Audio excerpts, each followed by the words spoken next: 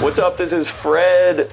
I'm outside of the shed currently visiting a very old friend of mine, Mr. Matt Rubano. Hello. Bass player extraordinaire.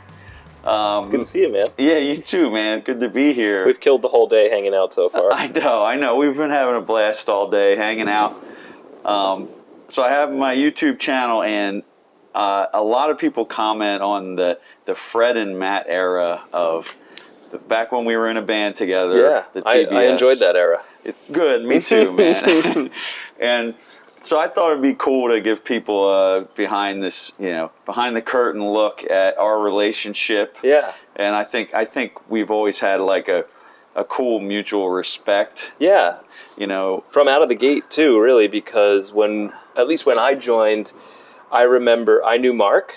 Yeah. And because our families, I didn't know Eddie or Adam personally, and the only thing that I knew about you was that you also had gone to music school. Yeah. And I was like, well, I'll probably be okay. And we'll get along. Yeah, I'm glad to know I was a plus. Yeah, yeah. I mean, it's not always.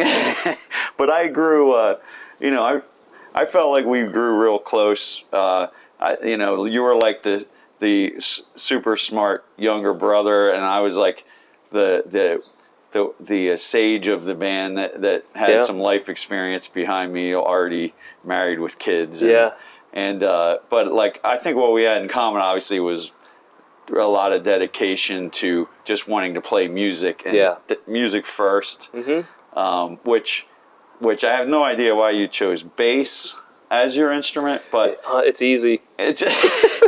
No, yeah. So one of my friends says to me all the time, he's like, "You chose the easiest instrument and then chose to make it as hard as you could." That's a perfect description. Yeah. Why would you do that? It's like, because it looks like magic. But I thought about this when I was thinking about this interview. I never asked you, how did you wind up picking bass guitar? I mean, honestly, the answer is a combination of the music that I was listening to in high school and the end of junior high school, I guess. And I mean, this is a story I've told 100 times. I mean, it has a lot to do with Mark and Dave O'Connell, who's Mark O'Connell's older brother. Because Dave O'Connell and I were really best friends growing up, and Dave played guitar at a really young age, and Mark was already playing drums at an even younger age. Oh, damn. And it just became this thing of like, we were listening to like the Chili Peppers and Jane's Addiction and Fishbone and Primus, all these bands that had very, Fugazi, even like all these very prominent, clear, loud, bass players with really original and distinct voices, and I was completely unfamiliar with the landscape of a rock band. I was just like guitar, and then Flea and guys like that kind of that makes a lot more sense. And then Dave and Mark, we got in the car one day and we went to Sam Ash on Long Island in Roosevelt Field, and we bought a bass. I bought a bass with like a couple $100 I had saved up, and then we just started jamming. The three of us, those were the first two people I ever really like played music with. Man, I never knew that story. That's awesome. Yeah, that's the truth. So I know that was a crazy time of us in the band together. Yeah. I don't know if you have any stories, good or bad, that you remember about me. Because, was I a nightmare to be in the band with? No, I mean, I don't. You were a buoy to me. Okay. I mean, for the most part. Because to be honest, I've blocked a lot of the memories out. I think all of us have. I mean, I think that's the weird thing about, being in a band is almost like being married. And I don't know any two people that are now divorced that have the same telling of looking back over the thing. So, if there's two versions of the truth and then the actual truth that no one can know, we probably have 5 versions of it, and then the actual truth, which, either a very objective writer one day will unearth the truth or whatever. But no, man, I mean, I think that period in Taking Back Sunday for both of us, for all of us, was something different. I mean, for those 3 guys, it was like the second chance. For us, it was a first chance. It was our big chance. Yeah, a big chance. And then once we got, the chemistry of that lineup really, I don't know, when did it settle? After we already made an album? Yeah. It was a very strange thing to jump into a band that had all thrown into, our first gig one of our very first gigs, second gig besides a warm-up show, Yeah. was Warped Tour, 19,000 people. What the hell is this? Every kid singing every word. And culturally, the thing that's fascinating to me now, and was then as well, but is that, like, I didn't really come from that culture musically. Yeah. Like, I knew about it, but not even in a one-to-one way where, like, I knew who the bigger bands were. So when we were there that day, it was clear to me that people were going to be, like, anxiously anticipating us playing. Yeah. But before we went, I just have this very clear memory of Warped Tour in New York, and we were on the side of the stage, and, like, I remember, like, some of the guys' parents were there and stuff, and it was like, I didn't know it for sure, but it was really clear that was the moment that everyone there was looking forward to. And 10 or 15 minutes before we went on, I remember hearing the entire audience singing. It became typical or usual for them to sing along while we played. This was 15 minutes before we went on, while the other band is on the other stage trying to get through their set, and the bulk of the crowd is singing TBS lyrics from Tell All Your Friends at the top of their lungs. And that was really the first moment where I was like, because the Birch Hill show, the warm-up one you were talking about, came and was a blur. I don't worry, that was a blink. But that Warped Tour show was when I felt like, oh my God, this is really important to a lot of people, and I hope I don't fuck this up. That was a heavy day. And then we did two more. We did Jersey and Philly too, and it was like a repeat. It was really intense. And then we dipped away to go on tour with Saves the Day and make a record, and it was all very fast. I mean, we might have rehearsed for a couple of weeks before that at best. Yeah, no. It was a rocket ship taking off at that time. Yeah, and so I think it's really hard to have an accurate memory of some of that stuff, but for me, a lot of it resonates emotionally. Like, I can remember what some of those moments felt like, ups and downs, but hell of a ride to go on for as many years as we each did. One of my stories that I tell people is an Eric Valentine story. Mm-hmm. We went out to L.A. We were in L.A. from August to Christmas. Yeah, getting ready to make louder now? Yeah, exactly. Yeah. And we tracked the drums, we tracked the bass, and then, in my ego goes, okay, guitar time. The important part. Let's get this going. Let's glaze this record up. So I bring in, I got my Marshall 800, I got my SG, and I'm like... And the chance to sit down and have one-on-one time with Eric, which is like what we were all... he had become the coolest dude to us. The coolest dude ever, And so I sit down, day one of guitar, I get all tuned up, I'm ready to go. And Eric, before we get started, Eric's like, oh my God. He's like, these last few days, wow. He's like, recording Matt. Oh my God. He's like, I'm not kidding you, Fred. Matt is possibly the best musician I've ever recorded in my entire life. And I'm thinking, like, this guy has recorded, all this things in the past. I mean, he had just finished at Bluegrass, Chris Thiele, who went to Juilliard. Yeah. But no, it's Matt Rubano, not Chris Thiele. Yeah, sure. That was scary. He had recorded Dave Grohl on the Queen's record. And Smash Mouth. Yeah. Don't forget Smash Mouth and the Queens and the Dwarves. Third Eye Blind. So how was I going to follow that up? Yeah, that took the wind out. That had a buster. Getting ready to put my SG back in the case and go back to Philadelphia. I bet that took the wind out of your sails. I'm like, why'd you just tell me this? Yeah, totally. What a weird day one thing to say. But we always had what I felt like was a healthy, healthy chop busting and kind of like, our concerns when we were writing or performing or working on stuff with the band were just similar. We just wanted to sound good, and the band has at that point, I feel like, and maybe always, but had so much like braggadocio about it, and we felt like there was so much to prove all the time. Yeah. And because, like I said before, I wasn't like a hardcore kid, I really felt like what I brought to the table the most was was music, was like Yeah. playing what I could do musically. Not that I wanted to run it or control it, but was like, all right, I'm going to do what I do well in this company in our little house here, and I think you had like a lot of the same thing where it was just like let's make this thing great.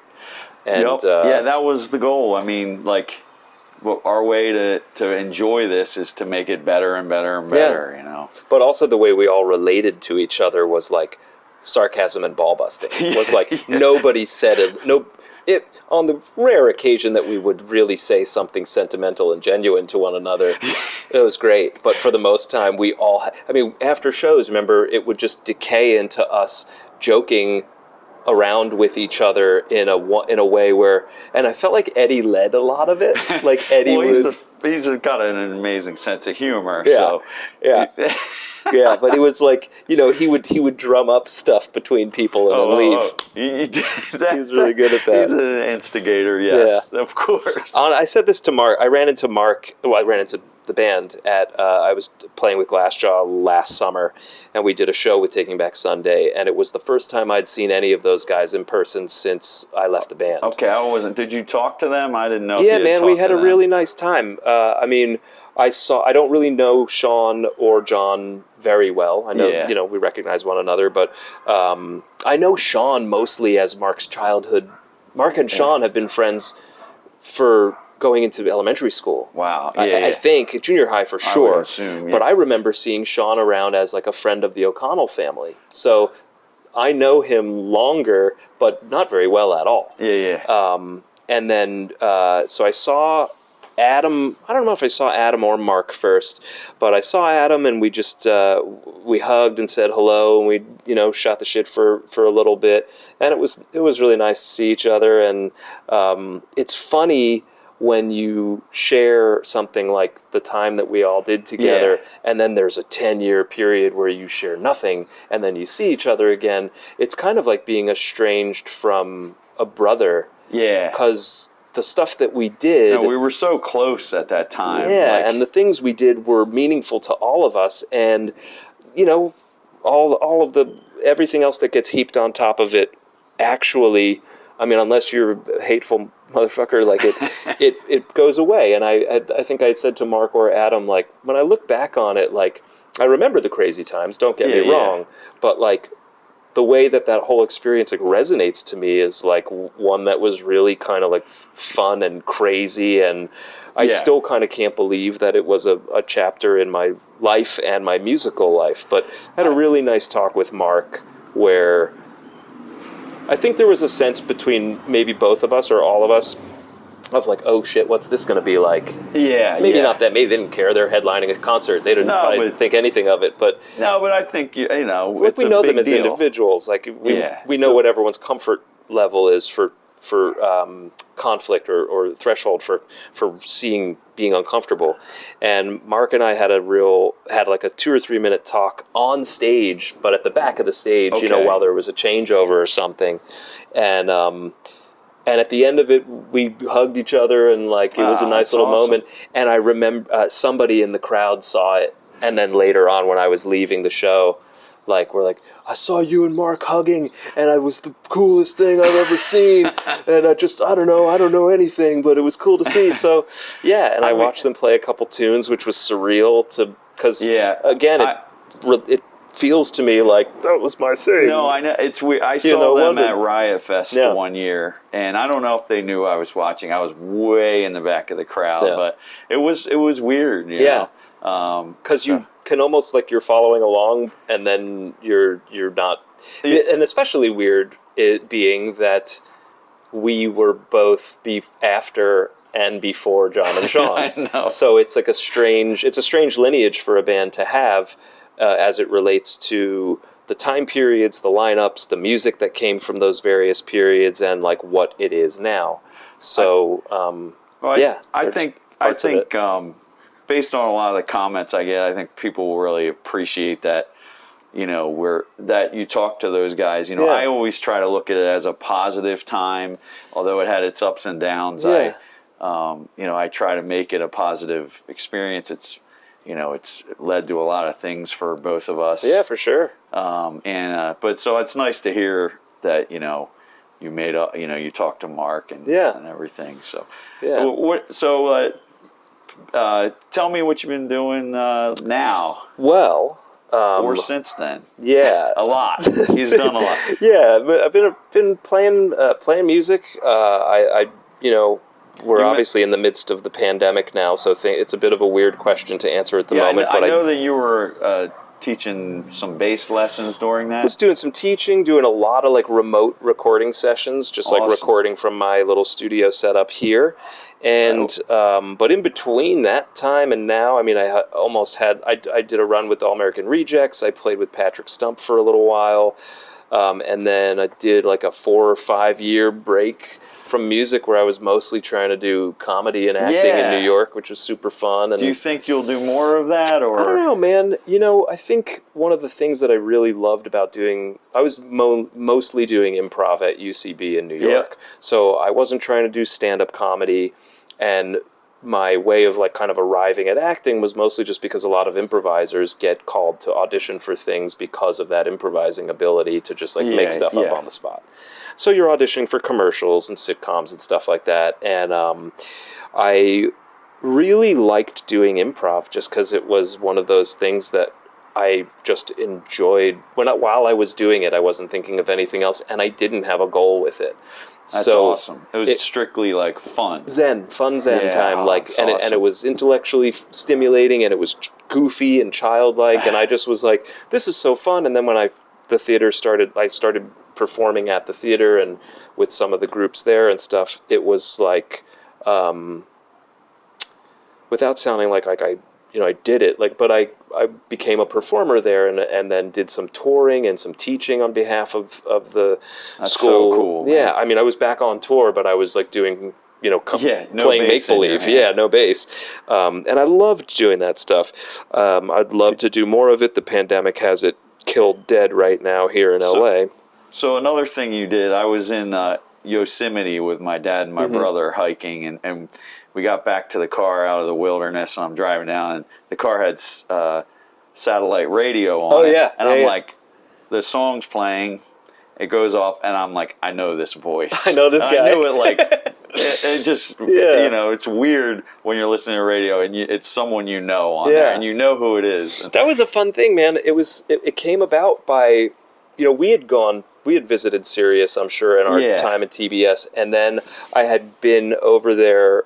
I did a show there once with Mattis Yahoo. Oh, cool. Where Stu Brooks, the bass player, who normally plays with Mattis, and Dub Trio and a bunch of other things, I guess was unavailable for that, and we're close friends, and he asked me if I would sub.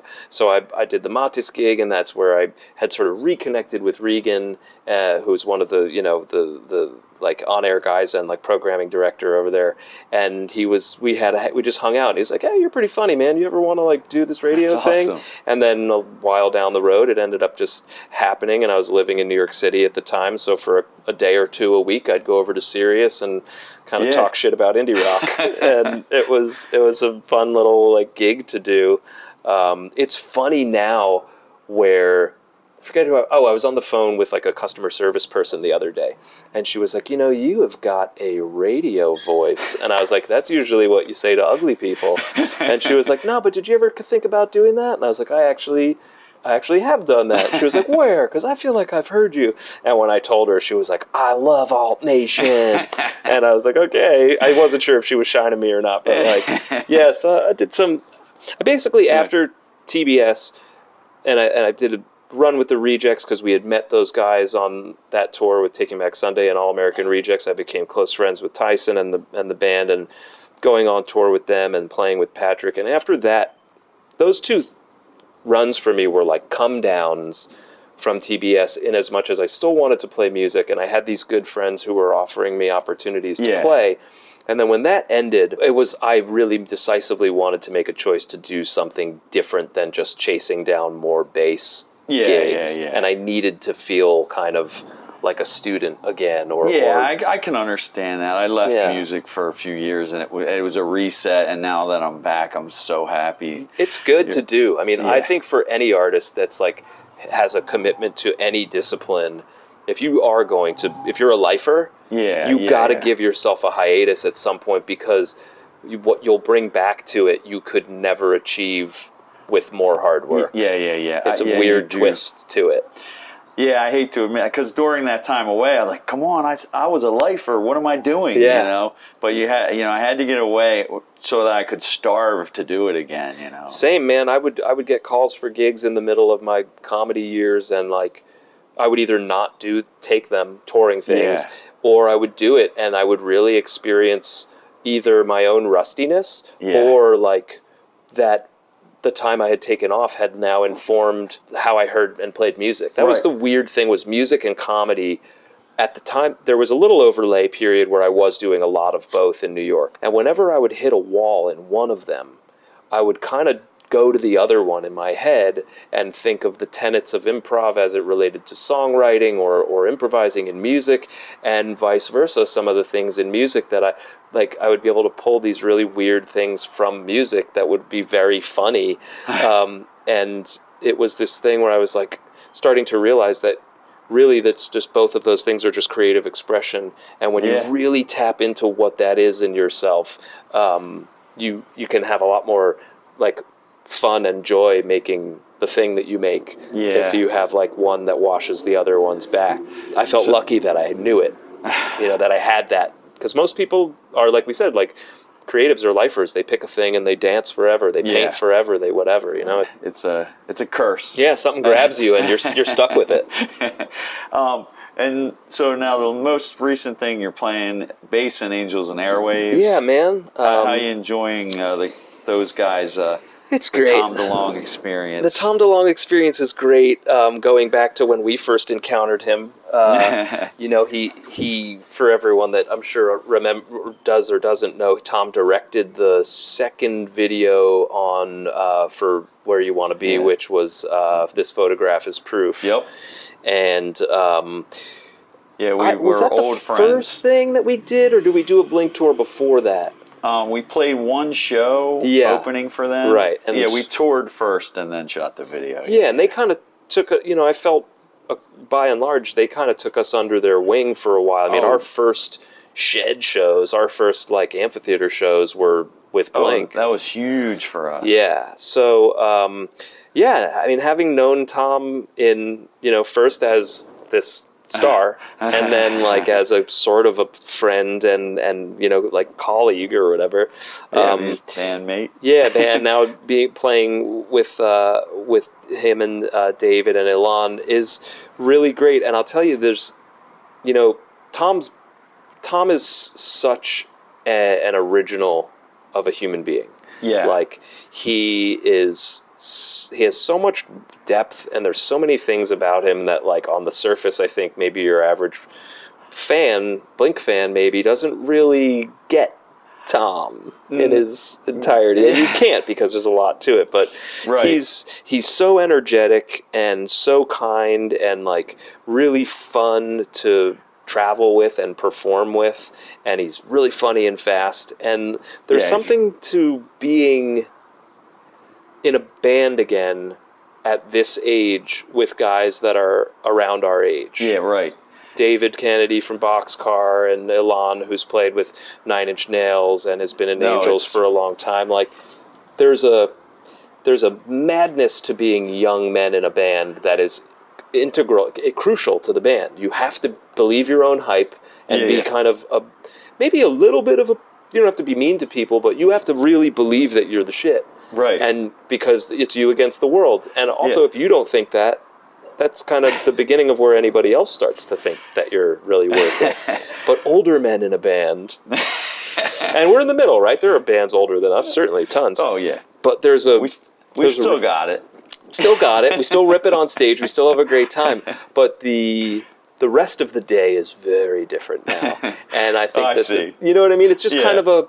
And I don't mean, I'm not trying to make just lead to a punchline, because but I hope that you're making the most of it at this at this age. That's what I mean, like enjoying each other. There's more self-care than there is self-destruction of your body, and which doesn't mean we don't have a good time. We totally do, but I think more about the collective energy of a group. And it's even when I was, I toured with Glassjaw that summer before getting up with Tom and Angels, and like those guys have been in it since high school. I mean, they've been in it forever, and there's just like a more chill, nobody really loses. There's not really any temper losing. It's just like a very different thing when you like know yourself and you know your shit and you know your boys and you're just out there doing it. Everybody's pro in that band. Yeah, and so weird, like, dude. And by weird, I mean like, I think David Kennedy is maybe one of the funniest people on earth, but maybe just to me. Like, I don't know if everyone in the world would find David that. I love Dave. He's so great, and Ilan cracks me up, and is musically, like, as a bass player to be saddled with amazing. Ilan is like, so great. He's such a great drummer. And then, I can't deny the fact that, I was down in San Diego last week recording the bass for the Angels record. And like, man, I got chills at one point, freaking out a little bit that I was like, I heard, because there was a scratch vocal on all the tracks, and like Tom's voice is kind of an iconic voice. Yeah, it's like he's it's a big deal to a lot of people, and like. It's this, man, I got the same sort of thing like I did a gig years ago with Chrissy Hine from the Pretenders, and like I got to sing harmony with her. Oh my gosh. Singing with her freaked me out because hearing her voice and my voice was like, and I'm not a great singer, but like that was like, whoa, this is heavy. And I got a very similar thing tracking under Tom's voice. Blink was the voice of that generation, for a lot of people that, a lot of our fans, a lot of, obviously it was world changing, type of trend. And it's fun to be taking like steps forward, with the band. Like I know my contribution to the record is you it's guys like welcome. Are working on a new record. Yeah, so that's great. I love that the pattern of my life of like, now you have to play bass with these people is like, that's my favorite thing, is like I have to fit in here now. Like, let's do that. I love that. So, man, it was a great time. I don't know when the record's going to come out. Nobody knows when anything's coming out anymore, I guess.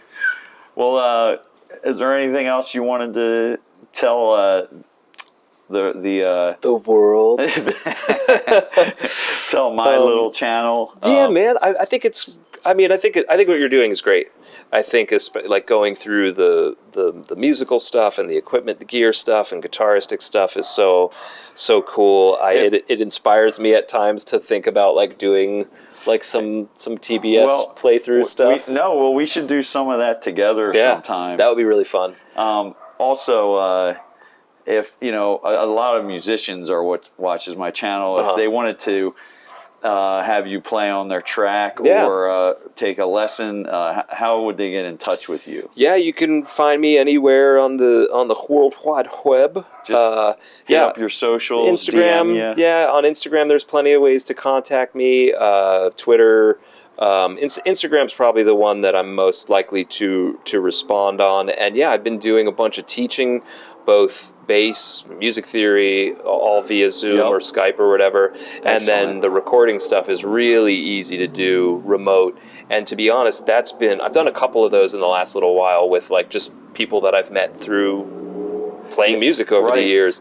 And it's led me to some super fun projects, man. There's been some things where, and it's, I don't know, most of them don't have like record deals or whatever. I don't know if you need that shit anymore, but it's really fun I really enjoy connecting with people and collaborating with them on their music. So, and a lot of them I'm sure have been people that, encountered me or us, during those years, which I can't, the amount of gratitude I feel from the support that people gave us when we joined, it's crazy, man. It's been hearing you say that it's easy for you, my wheels are turning, and I want to have you play on a song very soon. So. Yeah, I turn them around fast, and I like doing it, and I give it my all. I think there's a lot of people out there that are like, I'll play on your song for $100, and I'll give it 6 minutes. And I was saying to my friend who's a producer the other day that like, even when I do something for like a friend rate or something, I can't help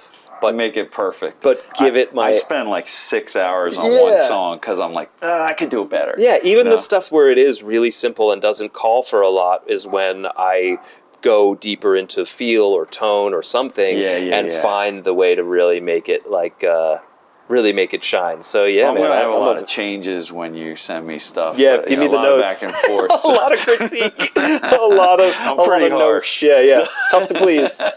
Tough to please, indeed.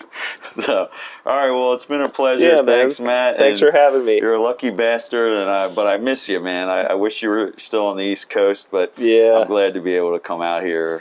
Yeah, I wish I would have. Honestly, wish I would have done it sooner. It's nice in California. Right, I'm sorry, Long Island. Out here. Yeah, exactly. All right, thanks, guys. Don't forget to subscribe to my channel, Matt Rubano. Been waiting for this meetup for a long time. So thanks for watching, and we'll see you on the next one. See ya.